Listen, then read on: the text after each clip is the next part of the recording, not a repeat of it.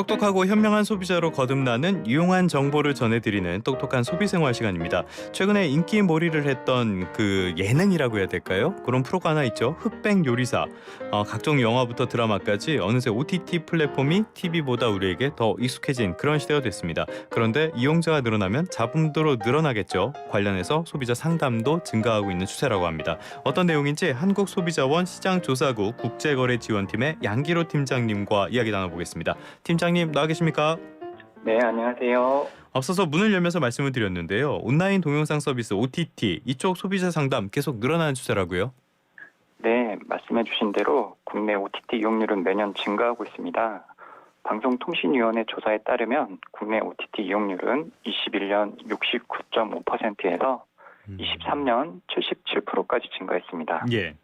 OTT 이용이 늘면서 소비자 상담도 매년 400건 가까이 지속적으로 접수가 되고 있습니다. 이렇게 상담도 늘어나고 있다. 그렇다면은 당연히 불만이 있으니까 상담을 하는 걸 텐데 상담 요청이 가장 많았던 항목 어떤 거였습니까? 네, 저희가 그 소비자 상담을 사유별로 분석해 봤는데요. 아무래도 계약 해지, 위약금 관련 문의가 47%로 가장 많았고요. 예. 다음으로는 부당요금 결제, 구독료 중복 청구가 약 29%, 콘텐츠 이용 장애가 10% 정도 순이었습니다. 당연하다면 당연하지만은 돈이 문제가 되는 건데 구독형 서비스로 이렇게 연이나 월 단위로 결제를 하니까요. 서비스 이용 해지가 당장 어려운 경우가 많을 수밖에 없겠죠? 네, 저희가 이번 조사한 결과 사업자들은 모두 온라인으로 해지 신청 기능이 있었습니다. 예. 그런데 소비자가 온라인으로 해지를 신청하면 사업자들은 즉시 이에 응하지 않고 계약 기간 만료까지 서비스를 유지한 후에 환불 없이 계약을 종료했습니다. 그래서 소비자가 중도 해지 및 잔여 대금을 환불을 받기 위해서는 전화나 채팅 상담 등 별도 절차를 이용해야만 했습니다. 예. 이 과정에서 문제는 소비자들이 잔여 이용료의 환불이 가능하다는 사실을 인식하지 못할 수도 있었는데요.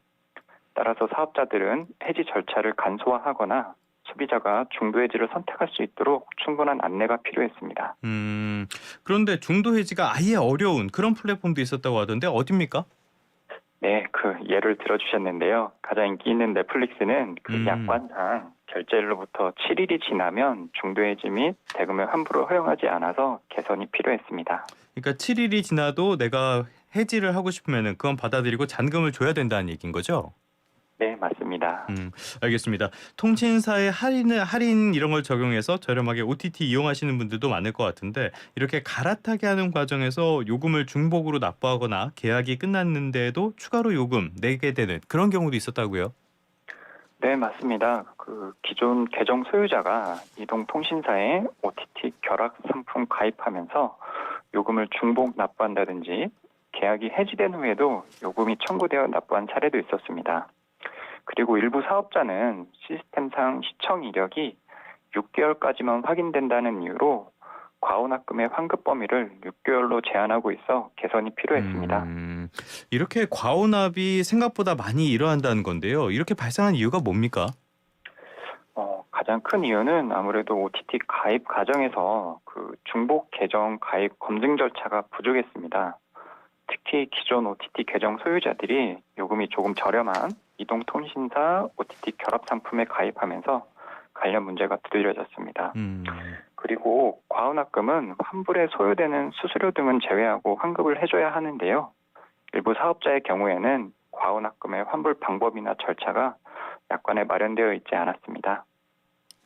알겠습니다. 이렇게 불만들이 있을 때 가장 큰 불만은 역시 돈에 대한 불만, 이용료에 대한 불만일 수밖에 없는데요. 다른 나라와 비교했을 때는 우리나라 OTT 사용 요금 어느 정도 수준이었나요? 네, 저희도 이번에 가장 흥미로웠던 부분인데요. 그 넷플릭스와 디즈니 플러스 가장 많이 이용하고 계실 텐데요. 예. 저희가 국가별 요금을 비교해 봤을 때 우리나라는 중간 정도에 위치해 있었습니다. 넷플릭스 같은 경우 프리미엄 요금제가 245개국 평균 요금이 18,500원 정도였는데요. 예. 우리나라는 17,000원입니다. 그리고 디즈니 플러스는 프리미엄 월간 요금제 기준으로 81개국 평균 가격이 14,300원 정도였는데 우리나라는 13,900원이었습니다. 예. 그리고 좀 문제가 있었는데요. 유튜브 같은 경우는 그 국외에서는 학생 멤버십, 가족 요금제 등 다양한 할인 요금제가 있었습니다. 그런데 아시다시피 우리나라에서는 유튜브 프리미엄 단일 요금제만 운영하고 있었는데요. 따라서 국내에도 할인 요금제 도입 등을 통해서 소비자 선택권을 확대할 필요가 있었습니다.